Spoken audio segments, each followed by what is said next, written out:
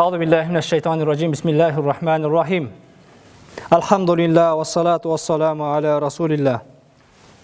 Subhaneke la ilme lana illa ma allamtana inneke entel alimul hakim. Ulu Allah Taala'dan, kovulgan şeytandan korgoo tilep, jaratkan Allah Taala'nın merimdүү ısmı menen Allah Taala'ga özügө tatыктуу болгон мактоолор айтып, анын сүйүктүү элчиси Muhammed Habib Mustafa sallallahu aleyhi ve sellem'e salam salavatlar айтып, бүгүн жума сабактарыбызды баштайбыз. Урматтуу жамаат, урматтуу аталар, урматтуу бир туугандар, Аллах Таала кереметтүү Кур'анда бүтүндөй адамзаттын проблемасын чечүү жолдорун баяндап, бизге окшоп тупикке кабылып, караңгылыкка кабылып, барарга жол таппай калган пайгамбарлардын окуясын алып келет. Биз да кээде канткенде бул проблема чечилет, канткенде бул кайгыдан кутулабыз, канткенде өнүгөбүз, канткенде өсөбүз деген нерсенин үстүндө көп иштейбиз, көп ойлонобуз, ой катырабыз. Эмне үчүн биз ушундай кыйналып кеттик? Эмне үчүн биз ушундай бир караңгылыкка батып кеттик? Эмнеге бизде күнөө көп дейбиз? Кереметтүү Кур'ан, эсиңиздерде болсо мен сиздерге айткандай, кээ бир аяттары бул бизге буйрук, мыйзам, закон. Кээ бир аяттары бизге окуялар, мурдакы пайгамбарлардын окуясын, өмүр таржымалын башынан өткөн окуяны баяндайт. Кээ бирлери бизге үлгү үчүн, кээ бир аяттардын өкүмү өчкөн мансух, алар жөн эле тилаваты калган, окуп, сооп табыш үчүн. Урматтуу жамаат, Аллах Таала кереметтүү Кур'анда ошол окуяларды эмне үчүн баяндайт? Ал окуяларда бизге эмне ибрат үлгүлөр бар, ушуларга токтолоюн деп турам. Аллах Таала адамдардын деңгээлине жараша сыноо берет экен. Сыноо адамдын ыйманына жараша эң оор сыноо бул ошол пайгамбарларга келген. Өткөн жумада мен сиздерге Muhammed sallallahu aleyhi ve sellem биздин сүйүктүү пайгамбарыбыздын балдарынан көп ажырагандыгы жана Ибрахим пайгамбардын баласы менен сынап, бир канча жыл бала перзент бербесе, андан кийин перзент берип, ошол перзентти курбандыкка чал деп, эң бир сүйкүмдүү болгон 80ден ашып 90га жакындап калганда көргөн перзентиңди курбандык чал деп Аллах Таала перзент сыноосу менен сынады. Бирок ал пайгамбарлар өзү мен сиздерге чечмелеп айтып бергендей, وَنَادَيْنَاهُ أَيَّا إِبْرَاهِيمُ, biz İbrahim'e ün saldık, kıykırdık. قَدْ صَدَّقْتَ الرُّؤْيَا, sen çındığında tüşüңdü atkardın, sen menden kelgen buyruktu atkardın, sen sınoodon, egzemenden ийгиликтүү өттүң dedi. Alar oşol kelgen kaygı balege sınooga turuştuk bergen. Allah Taala bizge kayrılıp Yusuf Suresi'nin 3. ayatında Peygamber'e kayrılıp "Nahnu nakussu aleyke ahsanal qisas bima awhayna ileyke hazal Kur'an ve in kunta min qablihi laminal gafilin." Biz sağa kançalagan kısas okuyalarda aytabız. Biz sağa düşürgen keremettүү Kur'an'da en sonun okuyalardı ömür bayandarda aytabız. Biz bularda aytardan burada sen mınday jakşı ibrat ülgü okuyalardı bilbeyt eleң deydi. Demek keremettүү Kur'an'da Allah Taala köptögön kıssalardı, okuyalardı bayandaydı. Mına oşol keremettүү Kur'an bir kança bölügü murdakı ötkön tarih paygambarlardın kıssalarından turat eken. Birinci kıssa Musa paygambar menen Şuayb aleyhissalam'nın okuyası. Musa paygambar menen Şuayb aleyhissalam'nın kızlarının joluguşuusu tuuralı aytabız. Allah Taala Kasas suresi 23. 28. ayatlarda وَلَمَّا وَرَدَ مَاءَ مَدْيَنَ وَجَدَ عَلَيْهِ أُمَّةً مِنَ النَّاسِ يَسْقُونَ وَوَجَدَ مِنْ دُونِهِمْ امْرَأَتَيْنِ تَذُودَانِ قَالَ وَمَا خَطْبُكُمَا قَالَتَا لَا نَسْقِي حَتَّى يُصْدِرَ الرِّعَاءُ وَأَبُونَا شَيْخٌ كَبِيرٌ. Musa peygamber Madyan suusuna jakın kelgende al jerdin koomu, al jerdin eli maldарын сугарып атыптыр булактын суунун жээгинде. Musa пайғамбар ошол жерде эки кызды, эки аялды көрдү. Ал аялдар малдарын суга кое бербестен суу тарапты тосуп туруп атты.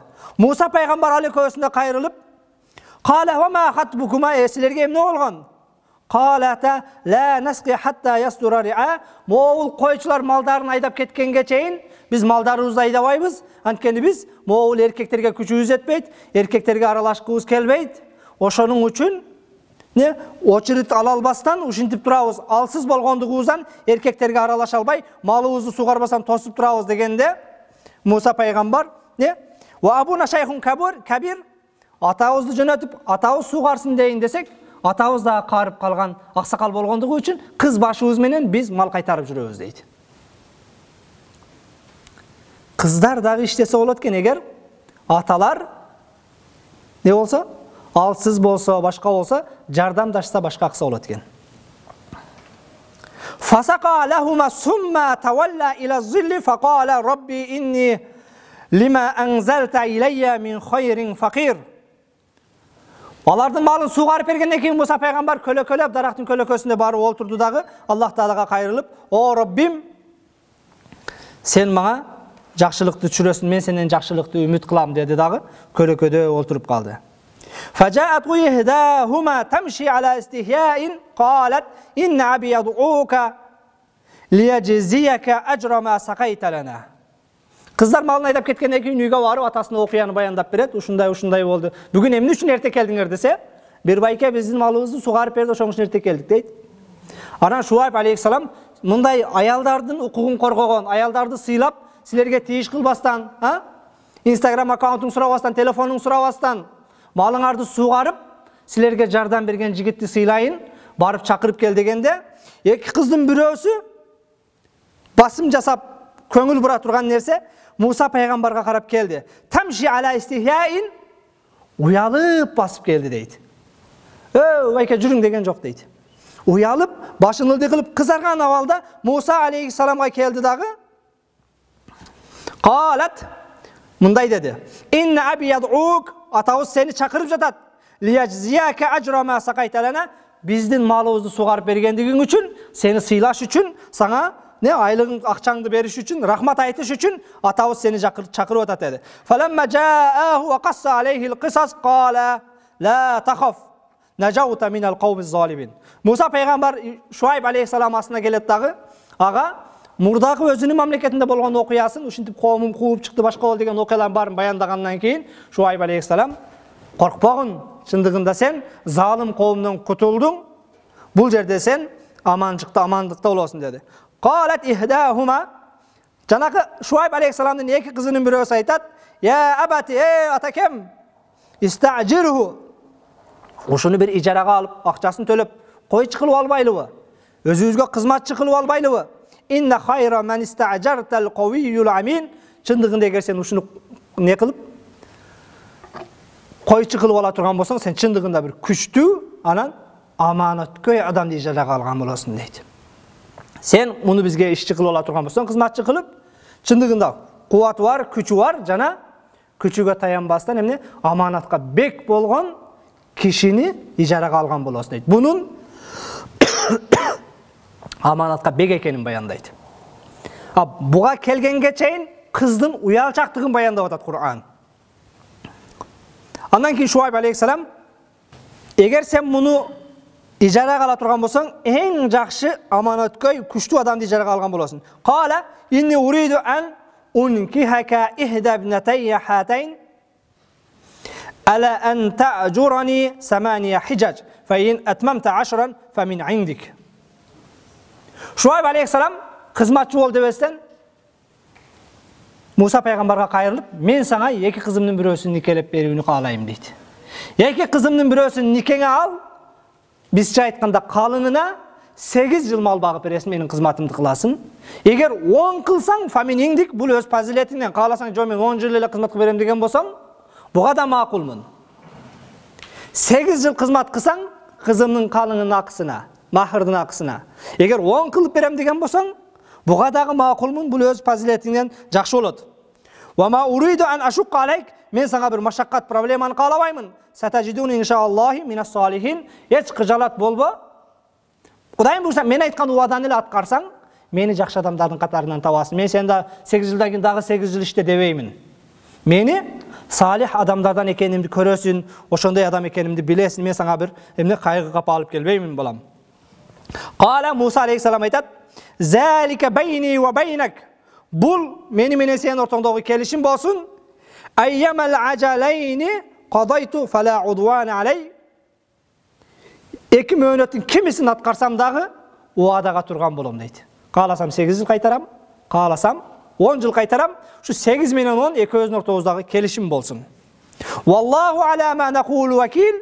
Мен айткан сөзгө, мен берген убадага, экөөбүздүн келишимге Аллах Таала күбө, вакил.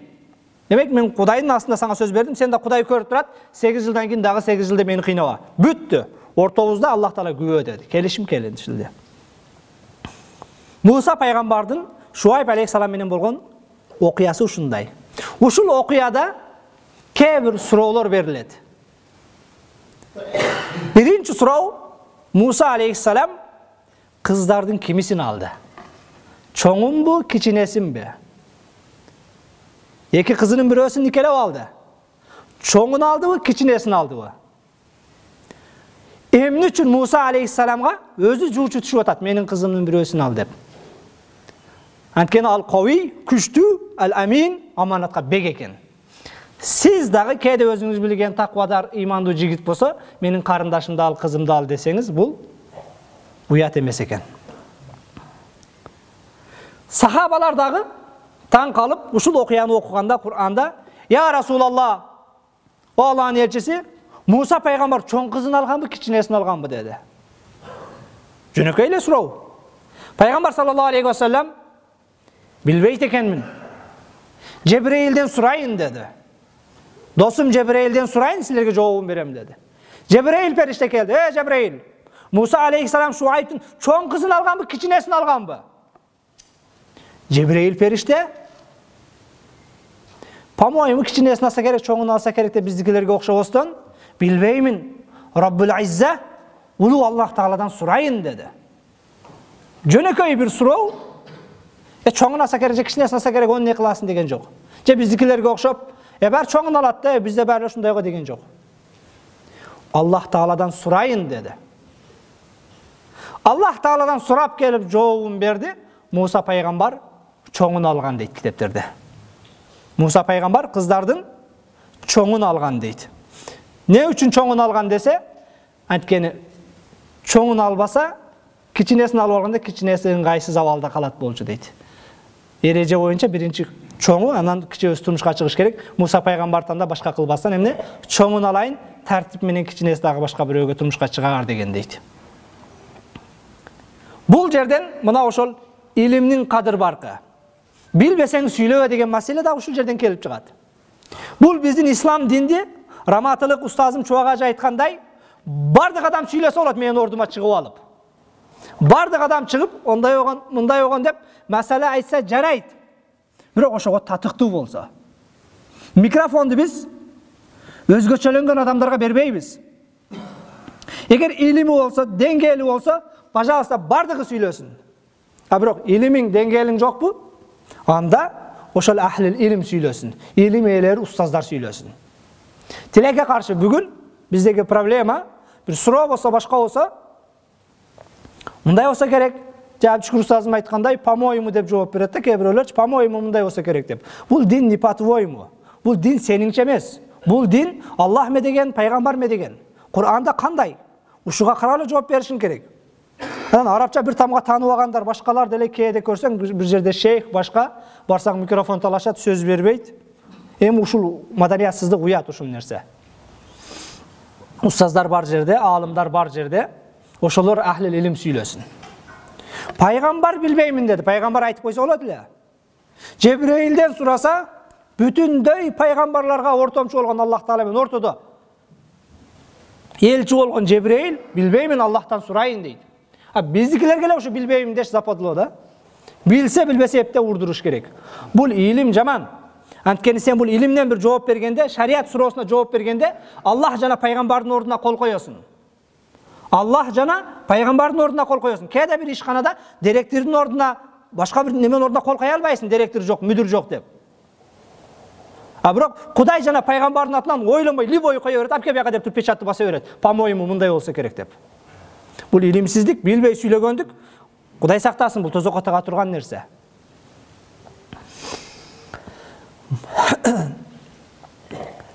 Hazreti Ahmad ibn Hanbal дагы үйлөнөр кезинде халасын бир семьяга, үй бүлөгө жуучу кылып жиберет. Жуучу болуп барган үйдө эки кыз бар экен. Чоң, кичине. Чоңу кара торураак, бир көзү көрүраак кыз болот. Экинчиси ак жымал, ак жүздүү, сулуураак, көзү эки көзү тең көргөн кыз. Тайжасы келди дагы, "Я имам Ахмад, ол үйдө эки кыз бар экен. Чоңу ушундай сал касяги бар экен. Кара тору, анан түсү да анча эмес, анан бир көзү не үзүрлүү. Ал эми кичинекей, ак жүздүү, сулуу экен. Кимисин аласың десе, Ахмад ибн Хамбал кимисинин акылы толугураак экен дейт. Дегенде жанактай эжеси чоңунун акылы толугураак экен дейт. Десе Ахмад ибн Хамбал аялдык касиет бардыгында бар дейт. А бирок акылдуулук, ыймандуулук, зиректүүлүк бул бардык аялда кезигише бербейт деп, ошол бир көзү үзүрлүү болсо дагы, кара тору болсо дагы чоңуна үйлөнөт. Урматтуу жамаат, эки окуяны айттым сиздерге.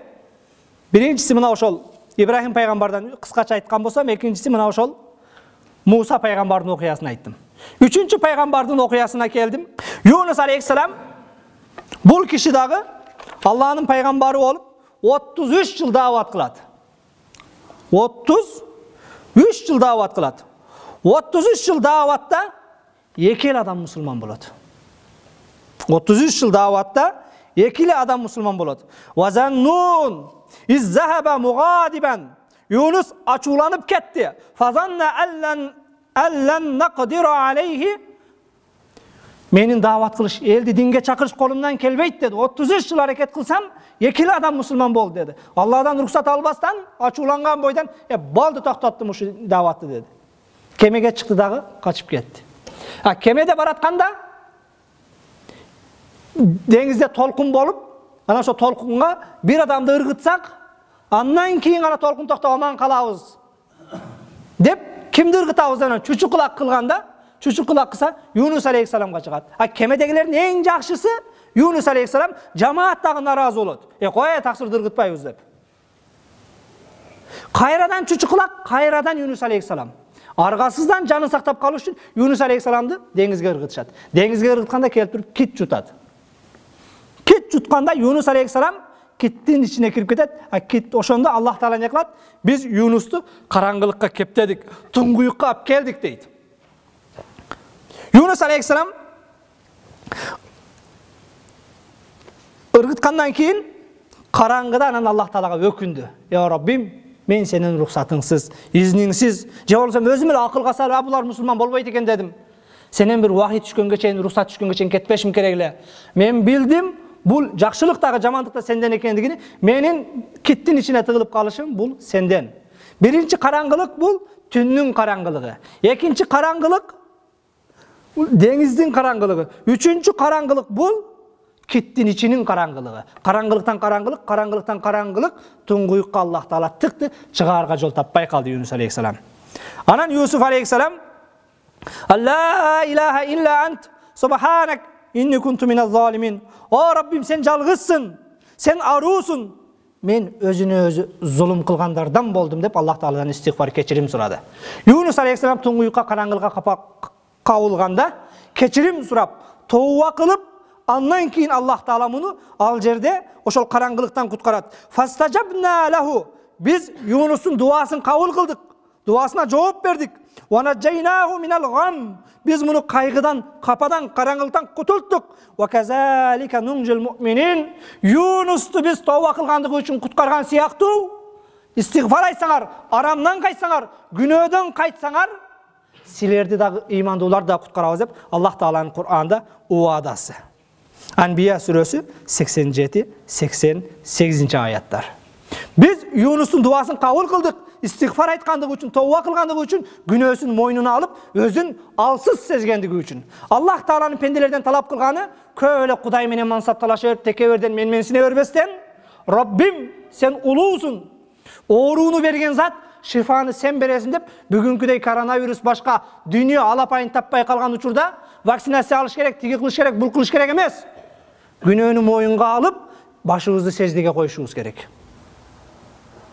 Шифаны берген дагы, ооруну берген дагы Кудай. Тилекке каршы биз маселенин чечилүү жолун башка жактан издеп, башка жактан издеп, башка жактан издеп атабыз. Башка жактан эмес. Маселенин чечилүү жолу бул мына ошол истигфар менен, тооба менен болот экен. Вaqimiz salata tarafayn nahar wa zulafan min al-layl. Вaqimiz salata tarafayn nahar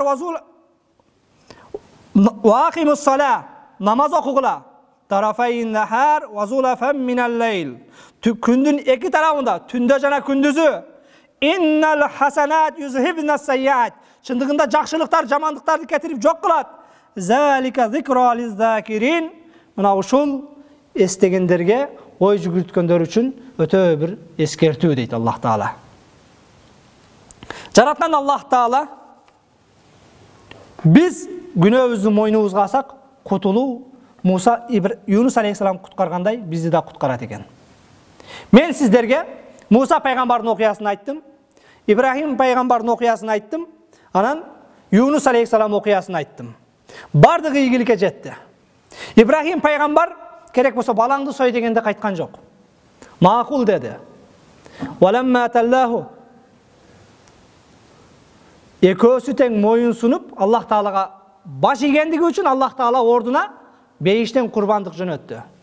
Айтайын дегеним, келиңиздер биз дагы маселенин чечилүү жолун издей бербестен Кудайга кайталы. Курбандык бул өзү ат-такарруб, Аллах Таалага жакындоо, Аллахка кайтуу дегени. Биз дагы мына ошол чечилбеген проблемаларды Аллахым чеч деп туруп, ибадатыбыз менен, истигфарыбыз менен, тообабыз менен, же болбосо эртең курбан айтта ошол курбандыгыбыз менен Кудайга кайталы. Жараткан Аллах Таала бале апат кырсыктардын баарынан жалпыбызды куткарсын. Садакаллаху алазим. Субхана раббика раббил иzzati amma yasifun ва саламун алал мурсалин валхамдулиллахи раббил аламин. Жараткан Аллах Таала элибиздин башында турган ушул караңгылык күндөрдөн өзүң сакта бизди, я Раббана раббил аламин. Аллахым мына ошол Муса пайгамбар коомунан куулуп көчөдө калганда кандай куткарган сыяктуу. Киттин карагында, деңиздин карагында калган Юнус алейхиссаламды ошол караңгылыктан куткарган сыяктуу. Аллахым балаңды курбандыкка чал деп жакшы көргөн 90-га жакындаганда балалуу болгон Ибрахим алейхиссалам баламдан айрылат экен. Жөнөкөй гана айрылуу эмес, өз колум менен муузайт экем дегенде ордуна курбандык жөнөтүп мына ошол проблемадан куткарган сыяктуу. Биздин элибиз, мамлекетибиз бүтүндөй дүйнө жүзү бүгүн өзүңүздөр билгендей улуу ажылык учурлары. Бирок дүйнө жүзү ажылыкка бара албастан, исламдын 5 парзы болгон бир ибадат аткара албастан, мына ошол пандемия, коронавирус оорунун айынан мамлекетинде ибадатка бара албай отурабыз. Аллахым мына ошол улуу пайгамбарларыңды ошол кайгы кападан, проблемадан кандай кутулткан болсоң, мына ошол аты жаман оорудан дагы дүйнө жүзүн өзүң куткаргын. Аллахым биз алсызбыз. Ооруну берген сенсин. Аллахым биз күнөөкөр пенделериңди кечиргин. Аллахым биз алсыздардын тообасын кабыл кылгын. Аллахым истигфар тообаларыбыздын алсыздыгыбызды эске алып, Аллахым мына ушул оору сыркоодон элибизди, жерибизди, мамлекетибизди куткаргын. Жалпы ушул оорунун айынан, андан тышкары башка оорунун айынан, же болбосо кече Аксы окуясында селдин кесепетинен, андан мурда Тажик-Кыргыз тополоңунда мусулман менен мусулман кырылышып өлгөн бир туугандарыбыз бар. Аллахым жалпысын өзүң рахматыңа алып, жайын жаннаттан кылгын, я Раббана раббил аламин. Аллахым тирүүлөргө бекем ыйман бергин. Тирүүлөргө Аллахым өзүң тооба кылууну насип эткин. Хидаят жолунда, ислам жолунда, бейиш жолунда кадамдарыбызды бекем кылгын. Жараткан Аллах Таала эртедир кечтир өзүңдүн астына барганыбызда Аллахым өзүңдүн рахматыңа татыктуу болгон пенделердин катарына кошкун, я Раббана раббил аламин. Аллахым өзгөчө бүгүн Жаллабад жергесинде Чубак устазыбызга Кур'ан окутуу иш-чарасы болуп отурат. Аллахым элибизге, жерибизге өзүңдүн диниңе кошкон салым үчүн Аллахым өзүңдөн жалбарып суранарбыз. Биздин илим алышыбызга себепчи болгон, илимин берген ошол устазыбызды Аллахым жылы айланып отурат, биздин арабызда жоктугуна өз рахматың алып, жайын жаннаттан кылып, бейишиңден орун бергин, я Раббана раббил аламин. Ва саллаллаху таала аля хайрил Мухаммад ва аля алиhi ва сахбихи ажмаин. Би рахматика я архамар рахимин. Аллаху акбар.